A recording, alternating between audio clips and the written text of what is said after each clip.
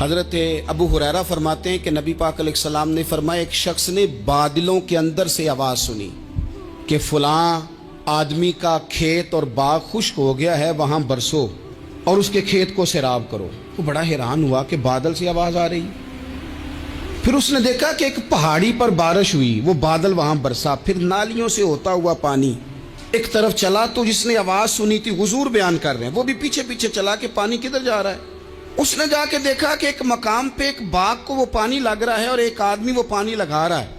اس نے اس سے پوچھا تیرا نام کیا ہے؟ اس نے کہا کیوں؟ کہنے لگا بتا نا۔ اس نے نام بتایا تو کہنے لگا یہی تو وہ نام ہے جو میں نے بادلوں کے اندر سے سنا ہے کہ فلاں کے کھیت کو پانی دے دو۔ اس نے کہا یار تو کیا عمل کرتا ہے کہ اسپیشل تیرے لیے بارش برسے؟ یہ بخاری پڑھ رہا ہوں، سیاستہ سے حدیث عرض کر رہا ہوں۔ اس سے پوچھا تو کیا کام کرتا ہے کہ جناب اللہ تبارک و تعالیٰ کا حکم کرم آیا کہ خاص تیرے لیے پانی برسے اور تیرے کھیت کو سیراب کرے؟ تو اس نے کہا چھوٹا ذمہ دار ہوں، پر جب فصل اگتی ہے تو 3 حصے کرتا ہوں۔ ایک حصہ اپنے بال بچوں پہ، بہن بھائیوں پہ خرچ کرتا ہوں، ایک حصہ پورا، اور ایک حصہ دوبارہ کاشتکاری پہ لگاتا ہوں، اور تیسرا حصہ خالص میں نے مسکینوں، یتیموں اور غریبوں کے لیے رکھا ہوا ہے۔ وہ جو تیسرا حصہ اللہ کرے آپ سمجھیں، وہ رب کے بندوں پہ تیسرا حصہ خرچ کرتا ہے نا، تو کریم مالک نے فرمایا جہاں سے غریب کا حصہ جاتا ہے وہ کھیت خشک نہیں رہنا چاہیے، وہ جہاں سے مسکین روٹی کھاتے ہیں وہ خشک نہ رہے، جہاں سے یتیموں کو کچھ آتا ہے کہیں اس کی فصل رہ نہ جائے۔ میں اور آپ بھی اگر اپنے مال میں مسکینوں، یتیموں، غریبوں کے حصے رکھ لیں گے تو فصلیں خشک نہیں رہیں گی، ان کے اندر تازگی آئے گی، نور آئے گا، کرم آئے گا، خاص کر خدا کی رحمت برسے گی۔ کبھی آپ صرف کہہ دیں نا میرا رب میرے ساتھ ہے، اس لفظ میں اتنی طاقت ہے کہ دشمن ویسے زہر ہو جاتا ہے۔ زندگی میں کسی سے بھی لڑائی ہو تو اچھی طرح سوچ لیں کہ اللہ اس طرف ہے یا اس طرف ہے۔ اگر آپ زیادتی پہ ہیں تو پھر رب مظلوم کی جانب ہے۔ اگر اللہ کی مدد آپ کے ساتھ ہے تو دنیا کی کوئی طاقت آپ کو گرا نہیں سکتی، اور اگر آپ مظلوم کے مقابلے میں ظالم بن کے آپ کھڑے ہو گئے ہیں اور آپ نے رویہ وہ اختیار کیا ہے کہ جس میں مدد نہیں آئے گی، تو پھر یاد رکھ لیں کہ آپ کوئی بھی ہیں، کہاں بھی ہیں، آپ کمزور ہیں۔ طاقتور تھے ابتدائے اسلام میں، ظاہری طاقت تھی کفار مکہ کے پاس، وہ ڈنڈوں سے مارتے تھے غریبوں کو، ان کے ہاتھوں میں ڈنڈے تھے، پر خدائی طاقت ان مظلوموں کے ساتھ تھی۔ صاحب زرقانی نے لکھا ہے حضرت زنیرہ رضی اللہ تعالیٰ عنہ ایک لونڈی ہیں، غریب ہیں، ماڑے دا کی کام محمد نس جانا یا رونا، غریب سادی بی بی اور لونڈی کنیزہ، ایک مشرک کی کنیزہ تھی، انہوں نے کلمہ پڑھ لیا، وہ ڈنڈوں سے مارتا، دروں سے مارتا، تکلیف دیتا۔ حضرت زنیرہ رضی اللہ تعالیٰ عنہ کو اتنا مارا، اتنا مارا۔ اب آپ ایک اور پہلو پر بھی غور کریں، مار بھی پڑ رہی ہے پر خدا ادھر ہی ہے، اللہ کی مدد ادھر ہی ہے۔ رب کہتا ہے کہ پہلے تو صبر کرنا، ان اللہ مع الصابرین، تو صبر کرے گا تو پھر رب کی معیت ملے گی، ذرا ٹھہرنا، تو تھوڑا ڈٹنا۔ ان الذین قالوا ربنا اللہ ثم استقاموا تتنزل علیہم الملائکہ، تو کہے اللہ میرا رب ہے، پھر تو پہلے ڈٹ، پہلے تو نے ڈٹنا ہے۔ ثم استقاموا، جو ڈٹ گیا، تتنزل علیہم الملائکہ، ڈٹنے والے کے لیے مدد آتی، پہلے تھوڑا ٹھہرنا پڑتا ہے، پہلے تھوڑا صبر کرنا پڑتا ہے، حوصلہ کرنا پڑتا، اس کے بعد مدد آتی۔ مار پڑ رہی ہے، مارا جا رہا ہے حضرت زنیرہ کو، ان کا مالک جو ہے ظاہری آقا وہ مار رہا ہے، یہ کنیزہ ہے، اتنا مارا، اتنا مارا، ان کی بینائی چلی گئی، نظر آنا بند ہو گیا۔ ابو جہل آیا اور کہنے لگا زنیرہ دیکھا نا ہمارے بت تیری آنکھیں لے گئے، معاذ اللہ، لات و منات ہمارے بتوں نے تجھے اندھا کر دیا۔ اب ایسا نہیں ہے کہ بی بی روتی جا رہی ہے، روتی جا رہی ہے، مایوسی مایوسی، معاذ اللہ، پریشانی، غریبی بڑی ہے، پوچھنے والا کوئی نہیں، یہ باتیں نہیں۔ کیا جملے ہیں خاتون کے، کیا لفظ ہیں۔ ابو جال نے تنزیہ کہا، معاذ اللہ، کہنے لگا دیکھا نا ہمارے بتوں نے تجھے اندھا کر دیا۔ تو جناب زنیرہ آنکھوں کی بینائی گئی ہے، رات کو گئی ہے، دکھ ابھی تازہ ہے، لیکن اللہ پہ جو توکل ہے، اپنے مالک سے جو رشتہ ہے وہ اتنا مضبوط ہے، اتنا طاقتور ہے، اس میں اتنی گہرائی ہے کہ حضرت زنیرہ بول کے نا اتنی قوت سے بولی، اتنی طاقت سے بولی کہ پورے کفر پر لرزہ طاری ہو گیا۔ فرمانے لگی تمہارے بتوں کی کیا اوقات ہے کہ وہ میری بینائی لے جائیں، یہ میری رب کی حکمت کا تقاضا ہے۔ جب تک اس نے چاہا زنیرہ دیکھتی رہی، اور جب اس نے چاہا زنیرہ کی آنکھوں کی بینائی چلی گئی، اور اگر وہ چاہے گا نا تو بینائی واپس بھی کر دے گا۔ اگر ہو ذوق یقین پیدا تو کٹ جاتی ہیں زنجیریں، اگر وہ چاہے گا تو بینائی آ بھی جائے گی۔ حضرت زنیرہ نے رات کو یہ لفظ کہے، ابو جہل اور سارے کفار ڈر کے سن کے چلے گئے، آپ اطمینان سے آ کے بستر پہ سوئی۔ جب سویرے اٹھی تو اللہ نے آنکھوں کی روشنی واپس کر دی تھی۔ آنکھوں کی اب چھڑی پکڑی ہے، بازاروں میں گھومتی ہے، کہتی ہیں بلاؤ کدھر ہے تمہارے لات و منات، دیکھو میرے رب نے روشنی واپس کر دی۔ آ کر میرے ساتھ ادھر آ، ستمگر ہنر آزمائیں، تو تیر آزما ہم جگر آزمائیں۔ بیمار لوگوں یاد رکھو، کہہ دیا ڈاکٹر نے کہ تو بڑا بیمار ہے، تو بڑا کمزور ہے، یہ ہو گیا وہ ہو گیا، تو ڈاکٹر اپنے علم کے مطابق بات کر رہا ہے، ہوگا تو وہ جو میرا رب چاہے گا۔ کمزور ہو جانا، پریشان ہو جانا، تکلیف میں آ جانا، پتہ نہیں بات ہو گئی ہے تو جانے کیا ہو جائے گا۔ اپنی زندگی کے اندر اپنے رب سے رشتہ مضبوط کریں، رسول کائنات سے رشتہ مضبوط کریں، اللہ والوں سے رشتہ مضبوط کریں۔ حضرت زنیرہ نے پیغام دیا کہ زندگی میں جو جینا چاہتے ہیں تو وہ رب کا نام لے کے جی سکتے ہیں، جو اپنی زندگی میں خوشیاں دیکھنا چاہتے ہیں تو رسول اللہ کے نام پر خوشیاں دیکھی جا سکتی ہیں۔ توکل کی بنیاد پر بندہ خوشیاں لے سکتا ہے، اور اگر انسان میں توکل نہیں ہے تو پھر وہ اس کالے جادو سے بھی ڈر رہا ہے، وہ نیلے سے بھی ڈر رہا ہے، وہ پیلے سے بھی ڈر رہا ہے، وہ فلانے سے بھی ڈر رہا ہے، وہ میرے خلاف فلانا رشتہ دار سازش کر رہا ہے تو ڈر رہا ہے، فلانا میرے بارے میں یہ کر رہا ہے تو ڈر رہا ہے، وہ پتہ نہیں دنیا ادھر ہو جائے گی تو کیا ہو جائے گا، اٹھ باندھ کمر کیوں ڈرتا ہے، پھر دیکھ خدا کیا کرتا ہے۔ تو اس ساری گفتگو کا نچوڑ آپ کو یہ عرض کیا ہے، سب سے پہلے تو یہ کہ میدانوں میں مدد بھی اللہ کی، رزق میں مدد بھی اللہ کی، فصلیں خشک ہوں تو مدد پھر بھی اللہ کرے، تو پھر ساری مدد، اور اگر انسان بیمار ہو تو پھر بھی مدد اللہ کی۔ تو اپنے اللہ کی جانب توجہ کو بڑھائیں، آپ اللہ سے مدد کے سوالی بنیں۔ ترمذی کی ایک حدیث ہے، میں آپ کو زندگی کا تجربہ بتاتا ہوں کہ جب میں بڑا پریشان ہوتا ہوں تو یہ والی روایت کھول لیتا ہوں، مزہ دیتی ہے۔ میرے نبی پاک علیہ السلام نے فرمایا اپنے دکھ سیٹھوں نوابوں کو نہ کہنا، مالداروں کا نہ کہنا، ورنہ اللہ تمہیں کبھی غنی نہیں کرے گا۔ فرمایا اپنے دکھ اپنے رب کی بارگاہ میں عرض کرنا، جلدی کرے یا دیر سے کرے اللہ تمہیں لوگوں سے بے نیاز کر دے گا، اللہ تمہیں غنی کر دے گا۔ رات کو بیٹھو نا اس کی بارگاہ میں۔ اپنی زندگی کے اندر ہم جو کچھ بھی کر رہے ہیں، جس شعبے سے بھی ہمارا تعلق ہے، آج ہم نے اس بات پہ غور کرنا ہے کہ پہلے تو یہ غور کر لیں کہ جو کام ہم کر رہے ہیں کیا وہ کام ایسا ہے کہ اس میں اللہ کی مدد ہمیں ملے گی۔ اگر آپ کوئی معاذ اللہ ناجائز کام کر رہے ہیں، فعل حرام کا ارتکاب کر رہے ہیں، تو اس میں تو مدد الہی آئے گی نہیں۔ پہلے تو یہ دیکھیں جو کر رہے ہیں وہ کام مدد الہی والا ہے، اور اگر اللہ تعالیٰ کی مدد والا وہ کام ہے پھر اس پر غور کریں کہ کیا ہم نے مالک سے مدد کا سوال کیا ہے، ہمیں مدد میسر آ رہی ہے۔ وہ میں نے بزرگوں سے ایک بات سنی تھی، وہ بڑی یاد رہ گئی۔ وہ فرمایا کرتے تھے قابلیت بھی بڑی چیز ہے لیکن قبولیت سب سے بڑی چیز ہے۔ قابل ہونا بھی بڑی بات ہے لیکن زیادہ بڑی بات یہ ہے کہ اس کی بارگاہ میں قبول بھی ہے کہ نہیں۔ اپنی زندگی میں اللہ کی مدد کی طرف بڑھیں، مالک کی مدد کا حصول اختیار کرنے کی کوشش کریں، اللہ کے ساتھ اپنے آپ کو جوڑیں۔ اگر اللہ کی مدد نصیب ہو، یہ جو ہم جتنا ڈرتے رہتے ہیں، سہمے رہتے ہیں، پریشان رہتے ہیں کوئی کیا کر دے گا، ہمارے ہاں نا ہر شعبے میں معاذ اللہ ایک مافیا ہے، الا ماشاءاللہ۔ وہ مافیا کہتا ہے میرے ساتھ ملو گے تو میں چلنے دوں گا ورنہ میں نہیں چلنے دوں گا، مارکیٹ میں آ ہی نہیں سکتا فلانا بندہ، چونکہ یہاں ہمارا قبضہ ہے۔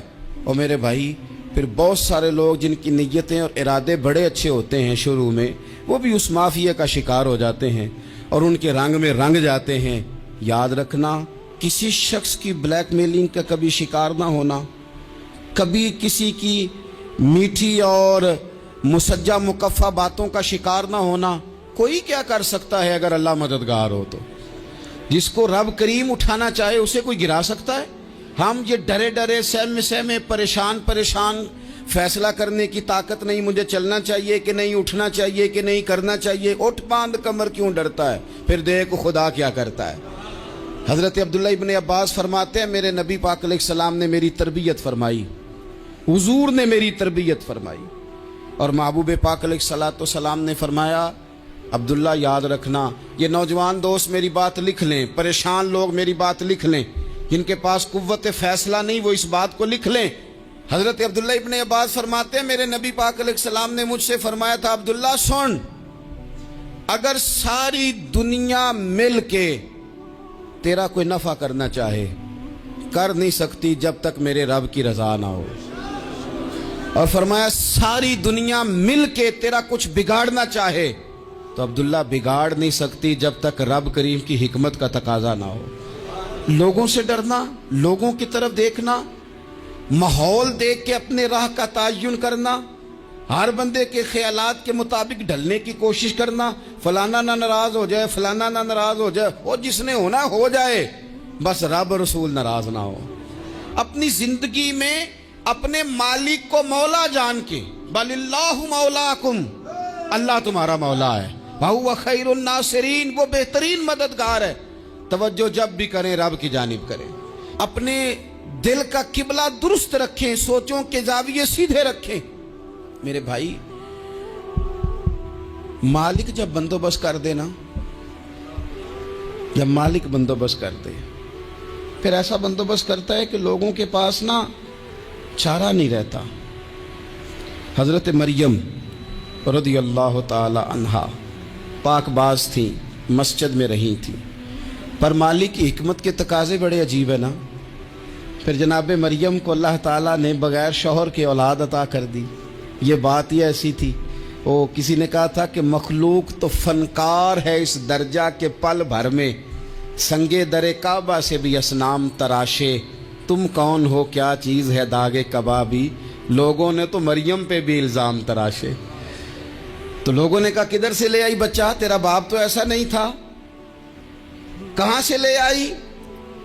اللہ کرے میں آپ کو سمجھا سکوں، ذرا اپنے آپ کو وہاں کھڑا کریں کہ ایک پاک باز عورت، پاک باپ کی بیٹی، طیب ماں کی بیٹی، اور اللہ کے گھر میں پرورش پانے والی خاتون، ایک وہ وقت اور ایک یہ وقت کہ اس عورت کو کٹہرے میں کھڑا کر کے پوچھا جا رہا ہے کہ معاذ اللہ تیری گود میں بچہ جائز نہیں ہے، کہاں سے لائی ہے؟ اب خود سے صفائیاں بندہ کتنی کو دے، کتنی کو وضاحتیں کرے۔ اور میں نے تو اپنی زندگی میں دیکھا ہے زیادہ وضاحت دینے والے کو بھی لوگ جھوٹا سمجھنے لگ جاتے ہیں، زیادہ وضاحت دینے پر بھی لوگ کمزوری کا اظہار سمجھتے ہیں کہ کمزور پڑ گیا۔ آپ صلح کی کوشش کرتے ہیں، سامنے والا بزدل سمجھ لیتا ہے، زیادہ وضاحتیں بھی کمزور کر دیتی ہیں۔ اب حضرت مریم کو کٹہرے میں کھڑا کر کے کہا بچہ کس کا ہے؟ تو پھر خدا بندوبست جب کرے، اللہ جب مددگار ہو، تو پھر حضرت مریم کی گواہی درختوں سے نہیں دلوائی، اس نے پتوں سے نہیں دلوائی، پھر فرشتے نہیں بھیجے۔ حضرت مریم کہنے لگی مجھ سے نہ پوچھو، وہ جو پنگوڑے میں ہے اسی سے پوچھ لو، ان سے پوچھو نا، وہ کون ہے پوچھ لو، ان سے کر لو سوال۔ انہوں نے کہا پنگوڑے میں چند دنوں کا بچہ، یہ جواب دے گا؟ مددگار تھا رب، ان کی برات کا اعلان کرنا تھا مالک نے، اور جب مالک اعلان کر دے، جب مالک تیری صفائی دینا چاہے، جب مالک تجھے دنیا کے سامنے نکھارنا چاہے، تو پنگوڑے میں لیٹے حضرت عیسیٰ بول کے کہنے لگے انی عبداللہ آتانی الکتاب، فرمایا میں اللہ کا بندہ ہوں، رب نے مجھے کتاب عطا کر کے نبی بنا کے دنیا میں بھیجا ہے، میں اللہ کا بندہ ہوں، کتاب لے کے آیا ہوں، نبی بن کے آیا ہوں۔ پھر پنگوڑے سے اعلان ہو گیا، پھر بچہ بول پڑا۔ اور یہ ایک دفعہ نہیں بات ہوئی، یہ بنی اسرائیل میں ایک جریج نام کے شخص بھی تھے جو نماز پڑھ رہے تھے. بعض نے لکھا ہے نفل نماز تھی. اماں نے پکارا تو آئے نہیں, تو ماں کے منہ سے نکل گیا تو اتنی دیر تک مرے گا نہیں جب تک کسی بے حیا عورت کا منہ نہ دیکھ لے. تو وہ عبادت گزار تھے, لیکن لوگوں نے ان کی عبادت, ریاضت, پرہیزگاری کو نہیں دیکھا. بس ایک عورت کو بھیج کے الزام لگوا دیا. وہ عورت آیا جایا کرتی تھی, اب آ جاتی ہیں عورتیں, مسئلہ پوچھنے کی نیت سے بھی آ جاتی ہیں. ماحول میں کچھ جگہ ایسی بھی ہیں جہاں عورتیں دم کرانے کے بہانے آ جاتی ہیں. وہ خاتون آتی جاتی تھی اس خانقاہ پہ, آستانے پہ, یہ بخاری میں موجود ہے. پھر اس نے کہا میری گود میں جو بچہ ہے یہ انہی کا ہے. مجھے بتائیں کیسے بندہ وضاحت دے. حالات خراب ہو گئے, لوگ کٹیا جلانے لگے, ماحول اور طرح کا بن گیا. میرے نبی پاک علیہ الصلوۃ والسلام فرماتے ہیں پھر اس رب کے بندے نے کہا مالک تو کریم ہے, تیری مشیت کا تقاضا آیا جو میری ماں نے جملے بولے تھے, پر اب میں وضاحت دینے کے قابل نہیں رہا, اب تو ہی کرم کرے گا تو دروازہ کھلے گا. تو وہ چند دنوں کا بچہ پنگوڑے میں بول کے کہنے لگا میں اس درویش کا نہیں, میں تو فلانے چرواہے کا بچہ ہوں, وہ جو بکریاں چراتا ہے. رب کی مدد کو پکاریں, اپنے ساتھ اپنے مالک کی مدد کو شامل کریں, تھوڑے رزق پر بھی گزارا اچھا ہونے لگ جائے گا. سارے لوگ آپ کو گرانے کی تدبیریں کر رہے ہوں گے اور مالک آپ کو عزتیں عطا فرما دے گا. اس کی بارگاہ سے حکمت کا تقاضا اور ہو جائے گا.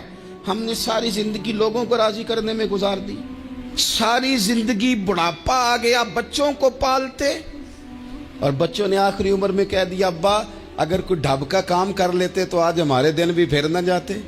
ساری زندگی گزار دی بہن بھائیوں کو راضی کرنے میں, ساری زندگی گزار دی ذمہ داریاں اٹھانے میں. ان کو 99 دفعہ دیا, ایک دفعہ نہیں دیا تو انہوں نے کہہ دیا تو نے تو کبھی دیا ہی نہیں, تو تھا ہی نہیں. ساری زندگی محلے داروں, علاقے والوں کو راضی کرنے میں گزار دی. اور میں نے ایسے لوگ بھی دیکھے دین کے لیے وقت گزارا, لیکن جب بڑھاپے میں دانت کام نہ کرتے تھے تو وقت کے مفتیوں کو بھی مسجدوں کی کمیٹیوں نے کہہ دیا اب آپ کی سمجھ نہیں آتی, ہم نے خطیب کو یور رکھنا ہے, نہ دیکھو دنیا کی طرف, دنیا رلا دیتی ہے, نہ راضی کرو بندوں کو, بندے تھکا دیتے ہیں, نہ پیچھے بھاگو ہر وقت دنیا داروں کے, یہ انسان کو کمزور کر دیتے ہیں. وہ تو کریم ہی بڑا ہے, 2 آنسو زمین پر بعد میں گرتے ہیں, بندے کے گناہ سارے پہلے معاف فرما دیتا ہے. اللہ کی مدد کا حصول, اپنے مالک کی مدد کی طرف بڑھنا. آپ کو بدر کی جنگ بھی یہی درس دے گی, آپ کو احد کا میدان بھی یہی سبق دے گا, فتح مکہ بھی یہی سبق دے گا. میرے دوستو, جب رب مدد فرمائے, جب اللہ مددگار بنے. دوستوں سے ایک بات اکثر کرتا ہوں, میں کہتا ہوں کہ جتنے درد سے آپ امیر کو اپنی کہانی سناتے ہیں نا, اور جس طرح آپ کے آنسو بات کرنے سے پہلے گر جاتے ہیں کہ غریب ہیں, بچیاں ہیں, کاروبار نہیں, او میرے سنگیو, اس سے آدھے آنسو اپنے رب کی بارگاہ میں بکھیرو, اس کے حضور عرض گزار ہو جاؤ, اس سے طلب کرو. ایک وقت انسان پر زندگی میں ایسا آتا ہے کہ اسے یوں محسوس ہوتا ہے کہ میرا سایہ بھی ذرا سا پیچھے ہٹ گیا ہے. اسے یوں لگتا ہے کہ میں کسی سہارے پہ ہاتھ ڈالتا ہوں تو وہ بھاگ جاتا ہے مجھ سے. لیکن مالک کی بارگاہ ایسی عظیم بارگاہ ہے, رب رسول کے آستانے اتنے بڑے ہیں کہ آپ جب وہاں کشکول طلب دراز کرتے ہیں تو جھولی پھیلانے میں دیر لگتی ہے, ان کو بھرنے میں تو کوئی دیر نہیں لگتی. ہم نے اپنا سوچ کا قبلہ ہی دنیا کو بنا لیا ہے. یہ جو اللہ والوں کی مدد ہے یہ تو ہے اللہ ہی کی مدد ہے, لیکن یہ جو سیٹھوں کی طرف توجہ کرنا, نوابوں کی طرف توجہ کرنا, دنیا داروں کی طرف توجہ کرنا, اور اپنا مزاج اس طرح کا بنا لینا, یارو گردن کو جھکا دیتا ہے خیرات کا پتھر, جہاں میں مانگنے والوں کے سر کبھی اونچے نہیں ہوتے. اور اقبال کہتے ہیں غیرت ہے بڑی چیز جہانے تگ و دو میں, پہناتی ہے یہ فقر کو تاج سردارا. میں عرض کروں گا کہ اپنی آپ جب توجہ کا قبلہ اللہ رسول کو بنائیں گے تو رب فرماتے ہیں وَيَرْزُقْهُ مِنْ حَيْثُ لَا يَحْتَسِبُ, میں نہ تجھے وہاں سے رزق دوں گا جہاں سے کبھی تیرا گمان بھی نہیں کیا ہوگا. یہاں سے بھی مل سکتا ہے, تو نے سوچا بھی نہیں ہوگا. बुखारी शरीफ में हदीस है, हजरत जाबिर इब्न अब्दुल्ला फरमाते हैं नबी पाक सल्लल्लाहु अलैहि वसल्लम ने ना 300 लोगों का एक लश्कर रवाना किया किसी मुहिम के लिए, किसी जिहाद के लिए। हजरत अबू उबैदा बिन जर्राह रदी अल्लाह ताला अन्हु अमीर लश्कर थे। फरमाते गुर्बत इतनी ज़्यादा थी, भूख इतनी ज़्यादा थी कि एक एक खजूर दिन में एक वक्त खाने को मिलती थी, और कुछ दिन ऐसे आए कि अब खजूर भी नहीं मिल रही।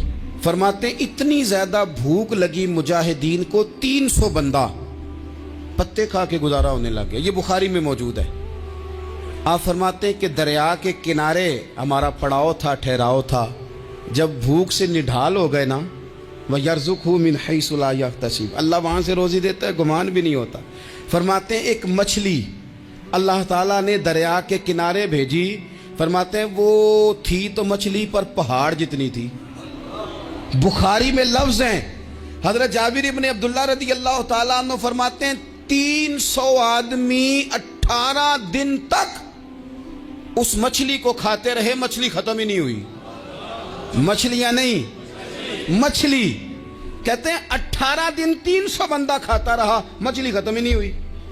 और फरमाते हैं कि उसकी हड्डी निकाल के, कांटा कहेंगे आप अपनी जुबान में, कहते हैं वो निकाल के ना तो उसको खड़ा किया ना जब, तो ऊंट कजावे समेत उसके बीच से गुजर जाता था, 2 उसके कांटे जोड़े।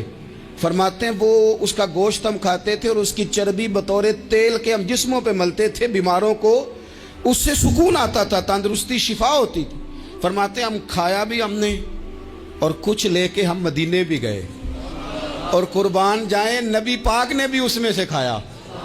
हमने अर्ज की हुजूर ये मुअम्मा क्या है, ये माजरा क्या है?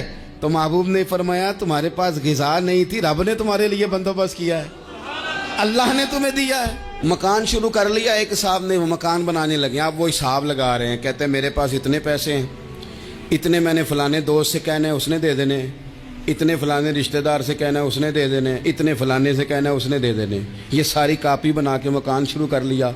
जो रोज़ कहता था ना कोई हुक्म हो जाते दसी, सबसे पहले उसको कहा मियाँ पैसे चाहिए। वो कहता हो कल ही मुंडा टोरिया है, कदे तू परसों 10 दाते लब जाने सन।